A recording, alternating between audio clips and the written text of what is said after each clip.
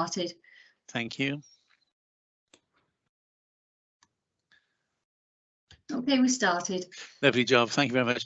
Good evening, everybody. And firstly, Happy New Year to you all. Let's hope 2022 is better than what 2021 was from all sorts of different aspects.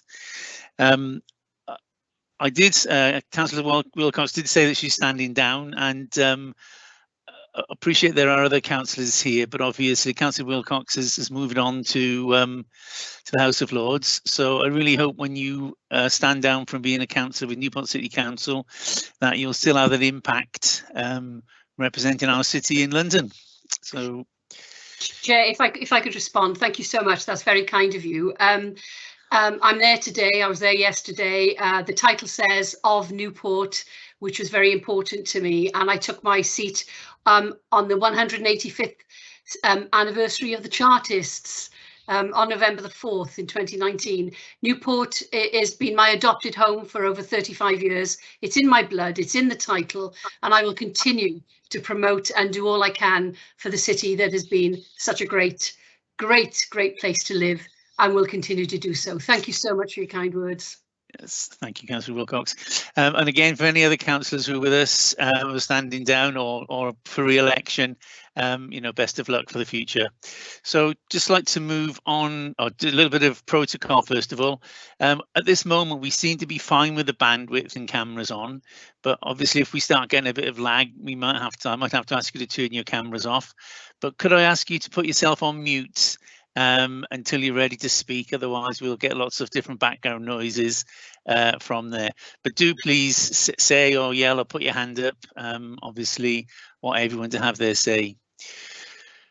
So welcome to tonight's meeting, and the first item on the agenda. Any apologies for absence, Sam? No, none tonight, Chair.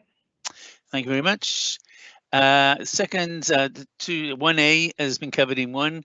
2, declaration of interest, please, for anybody. Okay, as I can't see any, I'm going to take that as no declarations of interest. Let's put their hand up. So thank you for that. Item 3 on the agenda is minutes of the previous meeting. So that was pages 3 to 8. Chair, can I come in on that one, please? I'm marked down as non-attendance last time, which obviously is factually correct. I'd like the minute to show that I was detained on other council business. Your committee should have taken preeminence. Unfortunately, the audit committee brought in a special meeting to sign off the council's finance for the years 19, 20, 21, I think it was. And unfortunately, again, the chair was unable to attend, so I had to take the chair, and I couldn't then come out of that meeting to attend yours. And unfortunately, that didn't go on until, that went on until 7:15, by which time you'd finished. So I'd like the minute, with your permission and Gareth's advice, to show detained on other council business, please. Councillor, I'm quite happy for the minutes to reflect that. I don't think there's any issue with that, Gareth. We won't correct the minutes, Chair. What we'll do is record the reason for the absence in this meeting's minutes. Oh, there we go. That's great. Thank you very much. Okay, thank you, Gareth. And Gareth, I would have taken it up later, but obviously my attendance at council, I don't want it to reflect that I was absent from a very important committee. I wanted to show that I was somewhere else on council business. Yeah, we're happy to record those reasons in the minutes, Chair. Thank you. Thank you very much. Okay, so moving on then to page 3. First of all, for accuracy. Page 4 for accuracy. Page 5 for accuracy. And then page 6 for accuracy. Page 7 for accuracy. And yeah, that's page 8 is just a meeting finish time. So if we can go back there through for any matters arising, please. So first of all, sorry about this, everyone, my computer's just decided it wants to. So page 3 for any matters arising. Page 4, matters arising. Page 5, matters arising. The only point that I've got as far as page 5 is concerned is our Standards Committee annual reports. I did try and have a little look at some of the previous council meetings. Did that get to the council meeting as it was required? Yes, Chair, it was presented, and thanks to Councillor Hourihane for presenting to the council. It was received without comment. Lovely, thank you. And thank you for that, Councillor Hourihane. We did have your name in the frame for it, so much obliged for doing that for us. No problem. Page 6 for matters arising. And then finally, page 7.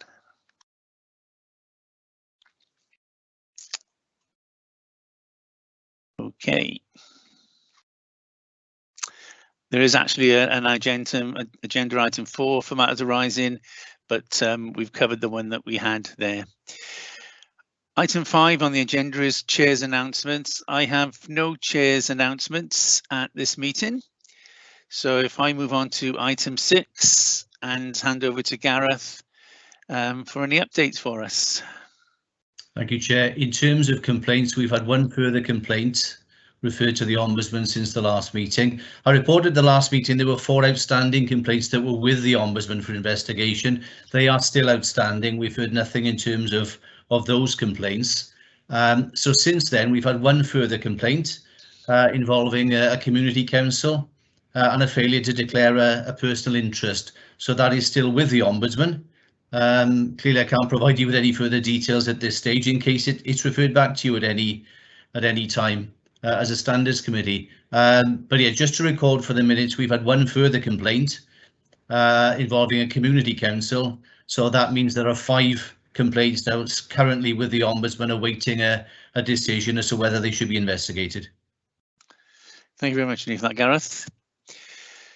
Moving on to item 7. Now, I know that Jill from the Standards Committee has put in a few questions about this and the way we move forward with it, and also for some of the items that were one of the items on item 8 as well. So if we can have a little look, first of all, at the election 2022 training and development review. I don't know whether you want to say anything, Gareth, first, or whether I'm going to invite Jill just to bring her questions to the table. Right. Let me just explain why this was on the agenda first, and then Okay. Jill can come in with her detailed questions. We had hoped by this stage, Chair, that we'd have more detailed guidance on the training programme for new councillors come next May, on the induction programme. It's something that we're looking at not just in relation to ethical standards, but induction training for members generally. And Leanne Rowlands, who's the head of Democratic Services, is actively involved in that in terms of developing that induction training programme. Now, unfortunately, we're still awaiting more details on the various training modules. Now, as far as the code of conduct is concerned, as we reported last time, the Richard Penn review has been completed, and there were a number of recommendations in terms of amendments to the code prior to next May. So at the moment, that is still with the minister, and we're awaiting those minor changes. In the meantime, we're also awaiting further development in terms of that particular training module for codes of conduct. So unfortunately, at the moment, there's nothing much further that we can update you on in terms of that training programme. I'll wait for Jill to ask more detailed questions about the training, which hopefully I can answer in due course. The other thing, and I know Jill will pick up on this in the questions, was about the new duty on group leaders. In terms of the duty of the leaders of the political groups to be responsible for ethical standards within their own groups. Now, again, there is draft guidance being prepared by the WLGA in conjunction with Welsh Government. Now, unfortunately, again, we'd hoped that guidance would be available by now, in terms of not just how that duty is discharged by the group leaders, but how you as a standards committee would oversee and monitor that. So we're still awaiting that guidance. So unfortunately, until we've had that detailed guidance, then there's not much more we can do in terms of advising you about how we would take that forward in future. I will flag it up now, before we get to the item on the next meeting. Your next scheduled meeting as a committee is not until April. Now, it just occurred to me that, and this is something we can discuss at the end, that maybe if we get this guidance between now and that meeting, it might be worthwhile penciling in a special meeting, as it was sometime maybe in March, to look at the guidance when it comes through. So I'll just float that as an idea now. But that was the reason this item was on the agenda. We'd hoped we'd be in a position by now to give you more detailed guidance about where we were with the training programs. But unfortunately, that's been delayed somewhat. So we'll update you on that next time. So that's all I wanted to say. I know Jill has got a few detailed questions that she wants to raise now. Jill, thank you for that, Gareth. If I can hand over to you, Jill. Thank you, Gareth. Yeah, thank you, Chair. Yeah, understand the situation, and you know, everything's a moving feast, isn't it, really, at the moment? And I'm sure, you know, in a couple of months' time, you probably have more information. So some of my questions are probably not relevant now, because you've explained, you know, some of the things, in particular around the duties of leaders. You know, I was just wondering what the role of the committee would be. Because we're down to advise and train or arrange training for the leaders, and you know, I just wondered about that. That was one of my questions. Well, again, if you haven't had the guidance, you can't update me on that. But I think some of the important things are, you know, the mandatory side of, particularly of the code of conduct training, whether or not as a council you're going to add that commitment into the declaration of acceptance of office.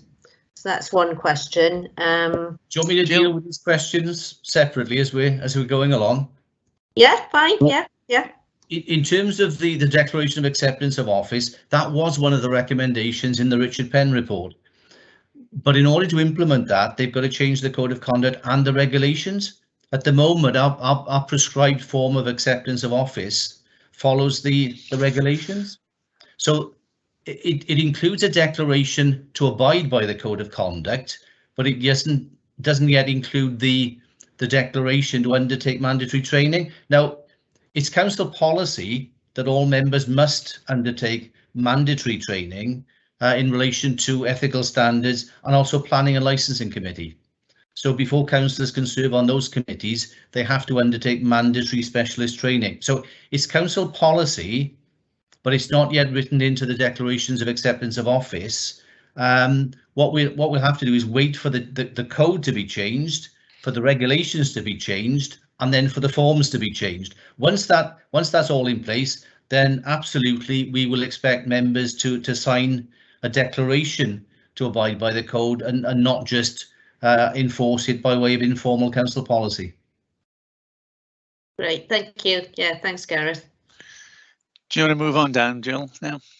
Yeah, well, just, I mean, I appreciate that community councils, you've got 14 in Newport, haven't you? With many members. Again, you know, code of conduct training for them is very important, and I think the legislation says something about a duty to provide training plans. Will that be? I mean, it's a lot of work for yourselves if you're involved in doing that, or will that be done in conjunction with One Voice Wales? Yeah, primarily One Voice Wales.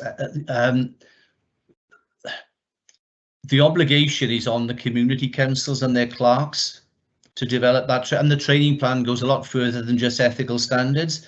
You know, it's training and development generally for community councillors. John may have a view on that. Now, clearly, on you say there's 14 community councils. That's small in number compared with places like Monmouthshire and Pembrokeshire and elsewhere. So we're quite fortunate in that respect. We have a joint working arrangement, a working together protocol with the local councils, the community councils, and we do provide them with some help and support. But we can't write these policies for them, and that's why many of them do sign up and subscribe to One Voice Wales, because they can provide the more detailed hands-on support that we don't have the resources to provide.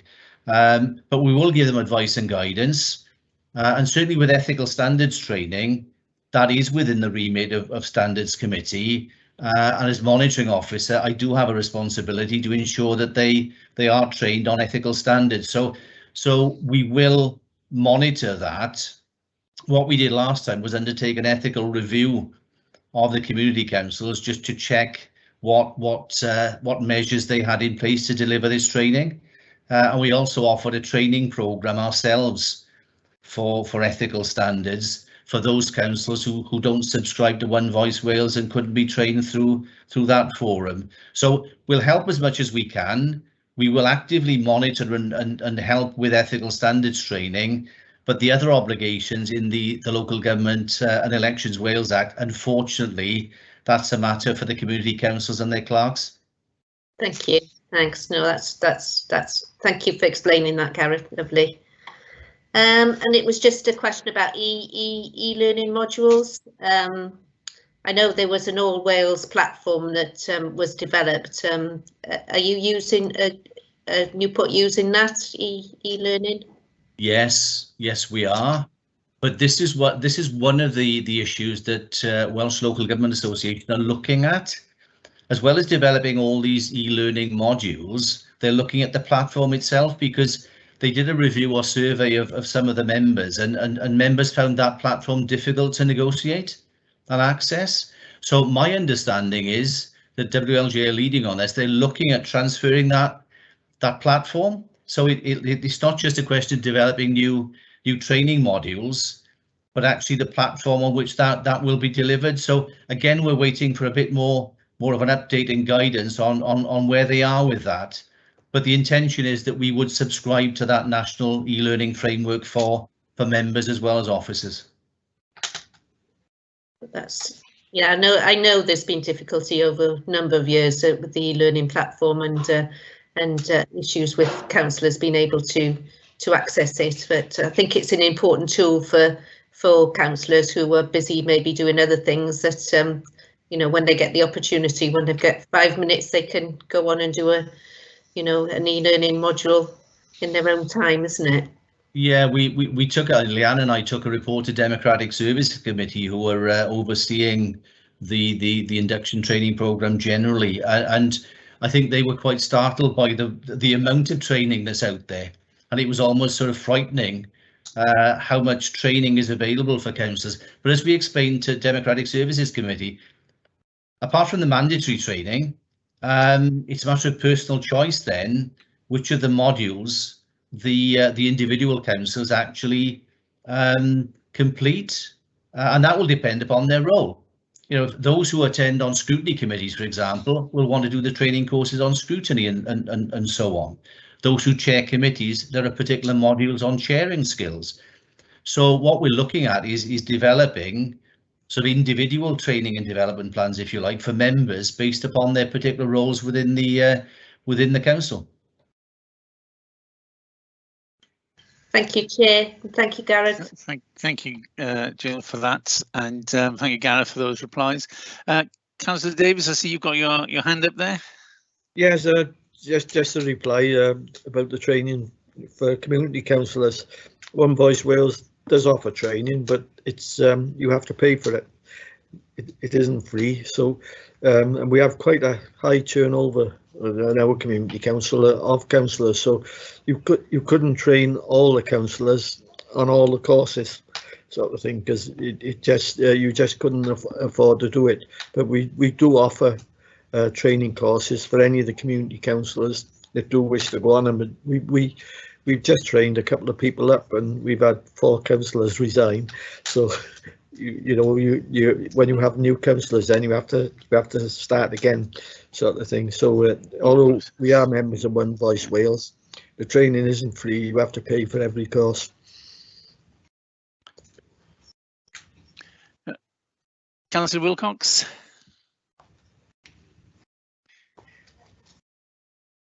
I think you may be on mute. Thank you. Training is essential, and one of the most positive things that's come out of this pandemic is this hybrid working. And so, although I'm in London tonight, I'm able to join you.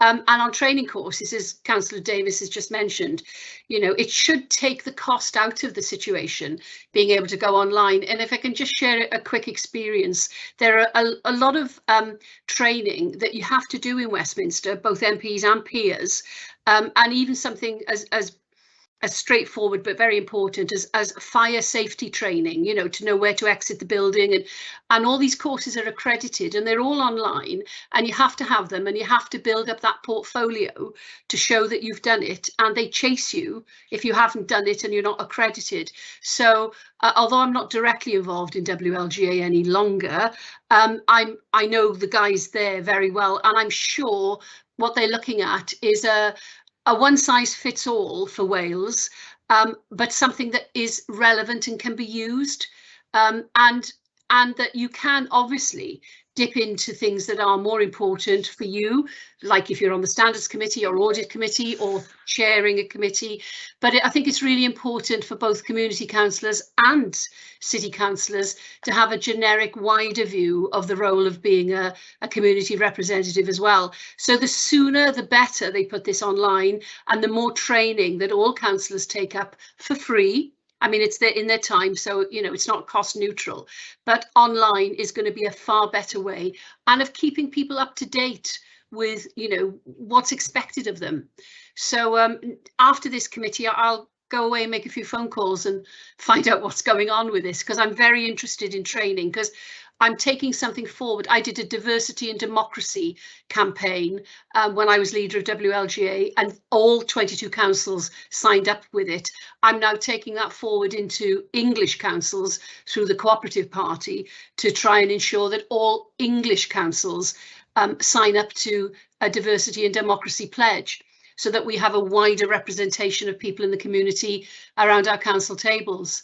But surely e-platform is the way forward for meetings, for training, for everything. And I'm very grateful that I can join you online tonight, because I physically have to be in Westminster, and I'm not, I'm very concerned at the moment with the Omicron variant of being in London, I can assure you. But, thank you for the questions, Jill. That was really opened my mind to it, and I'll go away and find out what's going on. Thank you. Thank you for that. Thank you. Okay. Moving on from there, he says, because he can't find his agenda. Sorry, can I come in on that one, please? Yeah, certainly, please. Yeah. Something that Baroness Wilcox mentioned, trying to create a greater diversity in local government and central government, obviously, but we have a great deal of difficulty in attracting people to become councillors, and this is something that Newport's website says how to become a councillor, etc., etc. And we certainly need to adopt a gentle approach, because we do want to get a wide range of councillors in from various educational, ethnic, etc. backgrounds. And the last thing we want to do is say, oh, and that, by the way, when you come to us, you've got to do 20 modules on NVQs or whatever you term it. And it's something that we really need to be conscious of, that our poorer communities are represented by people from those communities who may not have the best of educational levels. Okay, thank you. Thank you for that, Councillor Hurain. Anyone else before I move on from there? So basically 7 and 8, I believe, have been covered, unless anyone else has got anything to add to those two areas. Thank you for your input, Gareth, and thank you for your questions, Jill, and the rest of the input from other members of the committee. So really now it's date of the next meeting, which is the 4th. I think there was an issue, Chair, about the exit questionnaires for members. Oh, sorry, my fault. Yeah, sorry. Yeah, Jill, was that another one? Yours was on there, wasn't it? Yeah, again, I think this was something that Jill raised in terms of exit questionnaires. We will be undertaking exit questionnaires for departing members, but that's more in terms of the, well, what Councillor Hourihane just mentioned in terms of diversity and encouraging participation.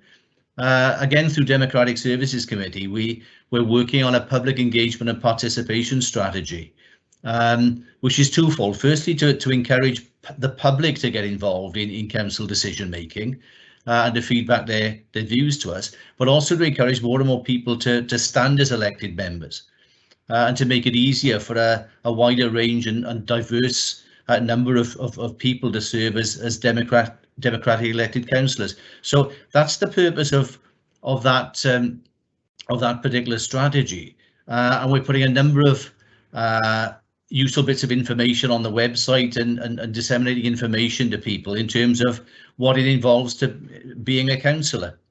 And coming back to the training package again, it's there to assist councillors. We don't want it to be seen to be onerous or something that's a chore in terms of having to undertake the training. The training is there to support them and develop them in that role. So hopefully it will be seen in that particular vein. But as part of that process of trying to find out why people maybe don't want to stand as councillors, and maybe in some cases why some councillors are not standing for re-election, we will be sort of canvassing their views as part of this survey for Welsh Government in terms of the diversity agenda.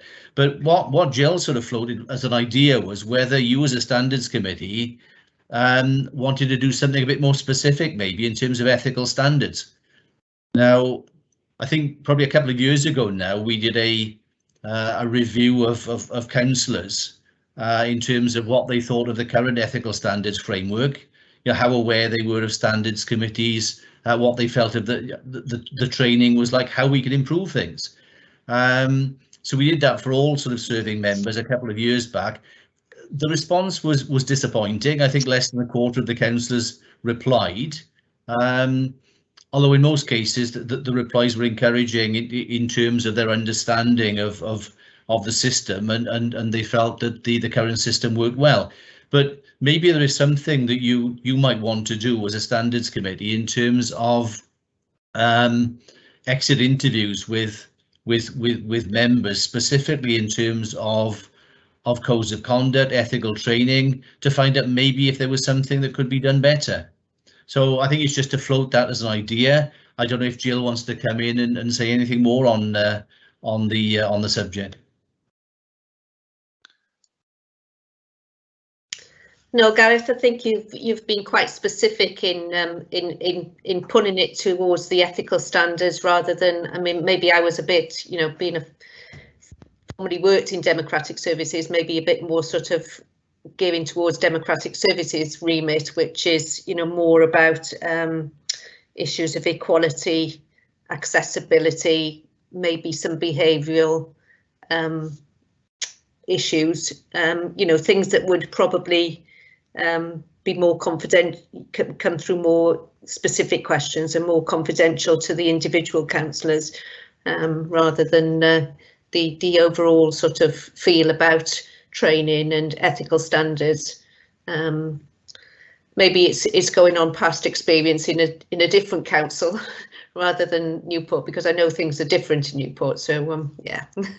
We will be doing that. I think what I was trying to do is sort of assure you that we would be doing that, but through Democratic Services Committee. So that is being picked up in terms of the equality and diversity agenda.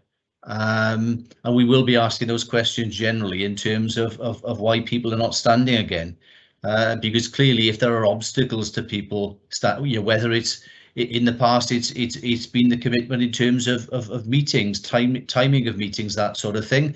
As Councillor Wilcox was saying, with remote meetings it becomes less of an issue, and certainly the requirement in the legislation for these new hybrid meetings. So, I mean, hopefully when we're out of coronavirus, and it's not so much about sort of self-isolation, but it's about personal choice and lifestyle, that it will encourage more people then to stand, because they can attend these sort of meetings remotely. So all of that is definitely going to be picked up via democratic services and via this participation strategy that Leanne is developing. But there is an overlap with the remit of this committee in terms of behaviours and in terms of ethical standards. So, you know, to supplement that, if there was anything specific that you as a standards committee wanted to do, then as officers, we're happy to try and develop something and bring that forward for agreement. Jill, do you want to reply to that, or can I pick this up? No, yeah, no, Chair, I hand it over to you. Thank you. Just give me a moment, Councillor Davis, and I'll come to you now. Gareth, I think obviously it's important that you know, people are aware that we are here and are aware that what we do, and I perhaps think a more tailored a more tailored survey towards people about us would potentially be a very positive thing, because it's going to raise those issues again for people. I don't know what any of my other colleagues think there before we go on to Councillor Davis. I think more Newport specific, the better, Chair. I think the idea is good. And I think that, you know, knowing the officers as well as I do, I think they will take it up and run with it and make it Newport specific. I think it's an excellent idea, and I'm sure Gareth and his team will take it forward really well. Yeah, thank you. Chair, could I just, I echo that entirely. I think training should aim as far as possible to be specific to the needs of the individual council and the individual role as well. From our point of view, part of our role is to ensure that the training on ethics is picked up, and if it's an integral part of democratic services, that's good. But if there's something that we think that's not necessarily been picked up on that, it's part of our role to ensure that is as well. It's about oversight rather than just direct delivery. I think that from the point about online training is a very good one. I've benefited immensely over the last 2 years from online training. I think it gives members the ability to pace their training as well. But we also need to be assured as a committee that the training is being done and it's being rolled out to all of the groups that we're overseeing as well. Thank you, Paul. Kerry? Yes, perhaps it's something we could piggyback on with democratic services, Gareth.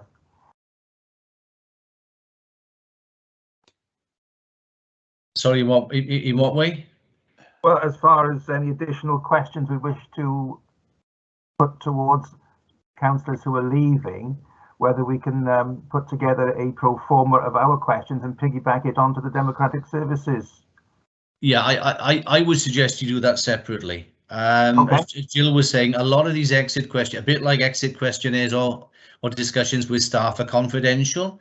But there may be some general principles that we can glean from a specific series of questions, if you like, on ethical standards, how they found the training.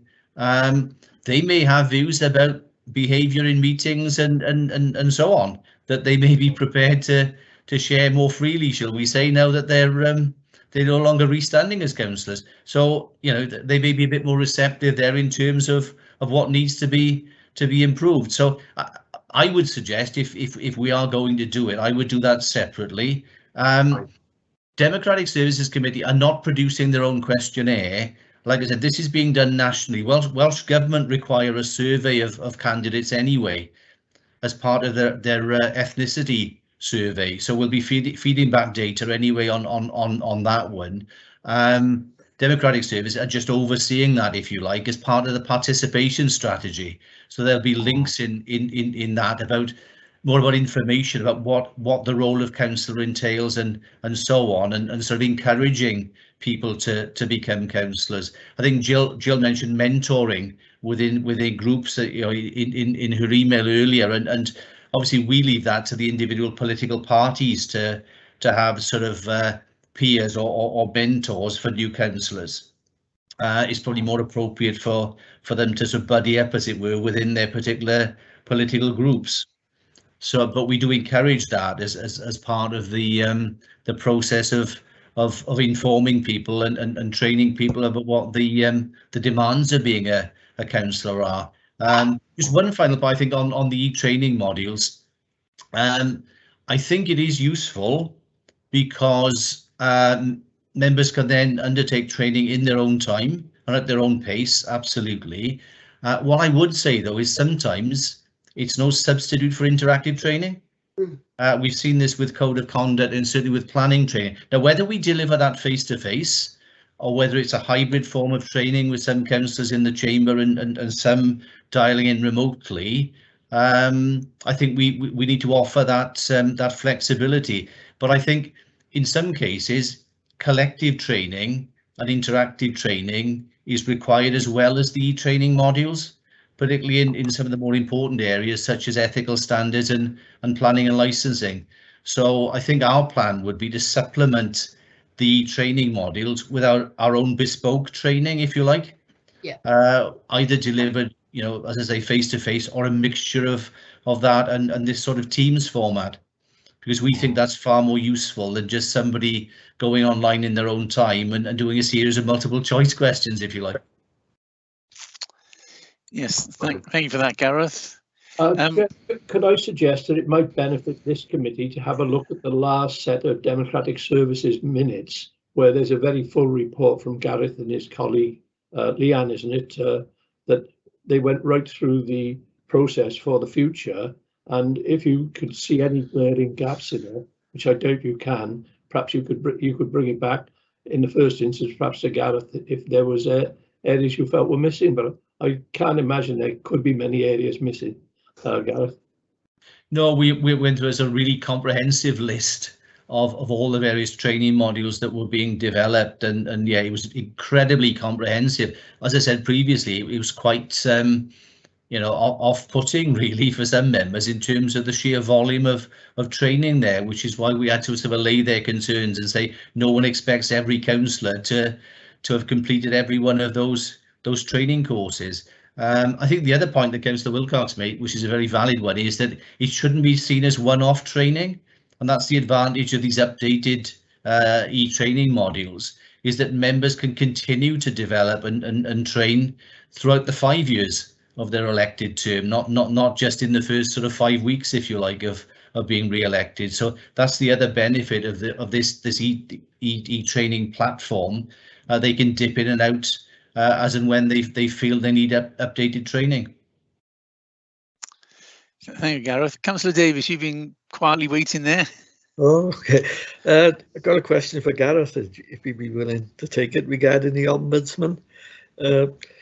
Gareth, if a complaint is made against a councillor to the Ombudsman and the councillor consequently resigns, does the Ombudsman carry on investigating the complaint, or does it stop there?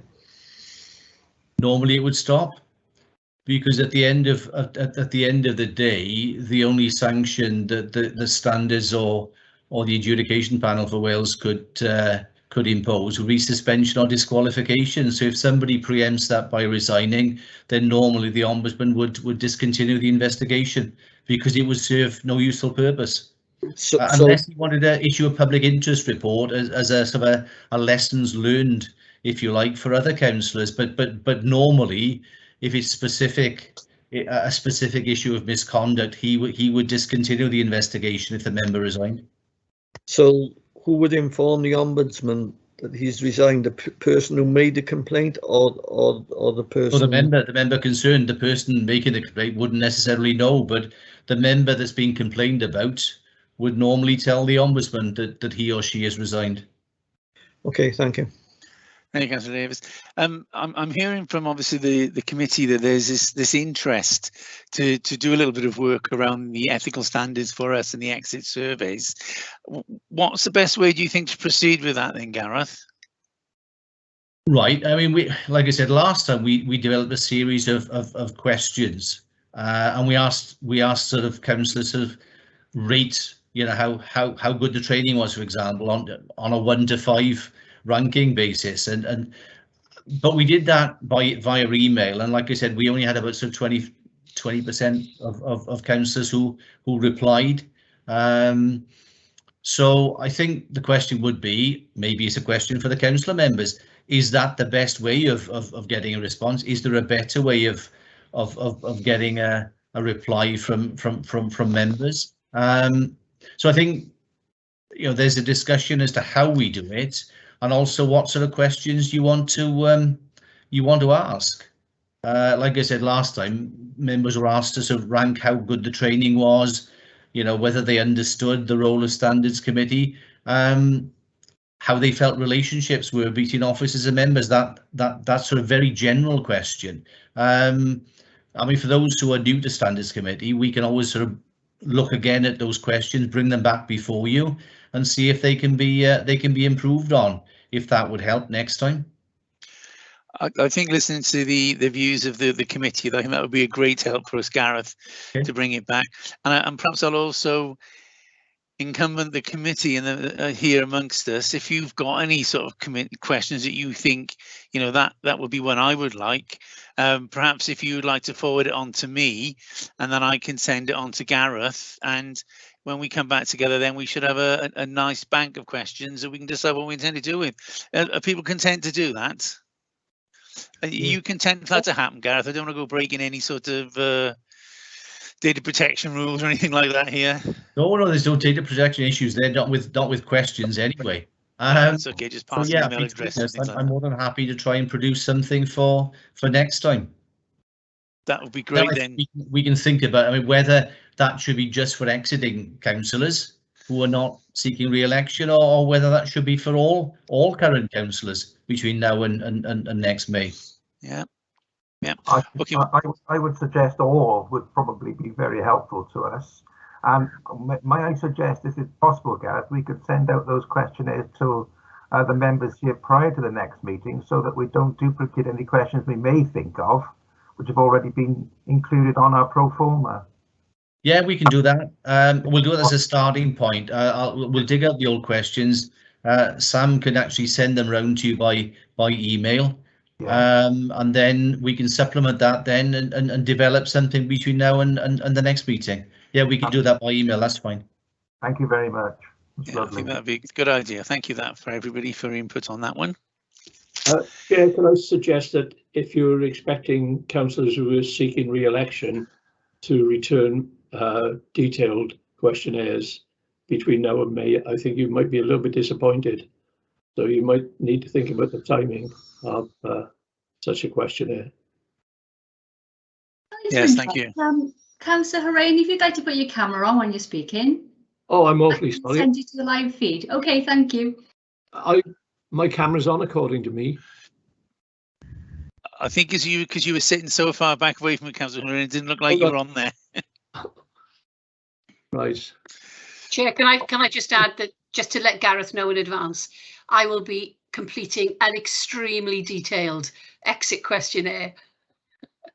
I'm sure you will. Like I said, we don't want to make this onerous, and last time it was just about half a dozen questions I seem to remember. But even then, I think there was a less than enthusiastic response, shall we say? So whether councillors have a view about either the timing or whether there's a better way of doing that. Maybe emailing councillors is not the best way of getting that sort of response. So I think we'll take feedback and happily sort of abide by any views that the councillors have got about how it would make it easier for them to reply. But we don't want to make this onerous. It's just a short series of questions really, in terms of taking things forward, and then some free text at the end for general comments about improvements. Yeah. In that case, then, can I just ask, obviously through you, Gareth, if Sam can get the last set of questions that we did out to everybody emailed, we can all have a look at them then, and perhaps make any, if we think they are content with those, fine. If not, maybe add a question or two on there, and to try and sort of keep the workload down. If you want to send those back to me, and then I'll send them directly on to Sam, and they can be ready for next time then. Yeah, we'll do that. Is that right?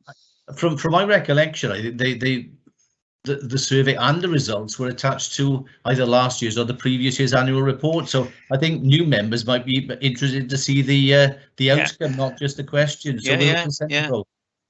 Yeah, and I was thinking when you were saying that survey, I was here at the time, and it was quite a low turnout. Yes, it was. Or a low completion rate, I should say, rather than a low turnout on that side to it. Okay, well, thank you for that, everybody. It makes us feel that we are worth doing something on a positive side about standards from there. That was the final item on the agenda, although we did slip onto that as the final item was the exit survey.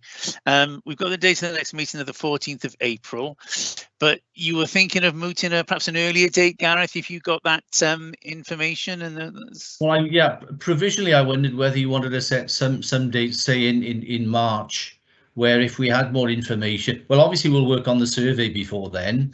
But yeah, if we've got more up-to-date information then on the guidance, then we could deal with it at that meeting rather than wait until April. Yeah, and I think March is quite a good time for that from there. Absolutely agree. Thank you. So I'd sort of like to try and get it in a little bit earlier. So how about the 10th of March, which is a Thursday? Yeah. At 5:30 as usual. Yeah. And that is on the proviso that Gareth has some more of an update for us at that point. Do you think that's likely, Gareth, or are we just sort of waiting and seeing? Well, given that the elections are in May, I would really hope we'd have something by if we don't have it by then, I think we're in trouble, to be honest. So we'll have something, at the very least, we'll have something on the questionnaire, the exit questionnaire. Lovely. Or the ethical standards survey. Yeah, that's great. Thank you very much for that, thank you very much for this evening, everybody, in your attendance. As I said earlier on, Happy New Year, and I look forward to seeing you at the next meeting, and I'm sure we'll have some good questions that you will have seen and any that we wish to amend. And as Gareth said, we're not going to make it too onerous. So on that note, thank you very much indeed all. Have a good evening and speak to you soon. Thank you. Good night. Thanks. Good night now all. Bye-bye.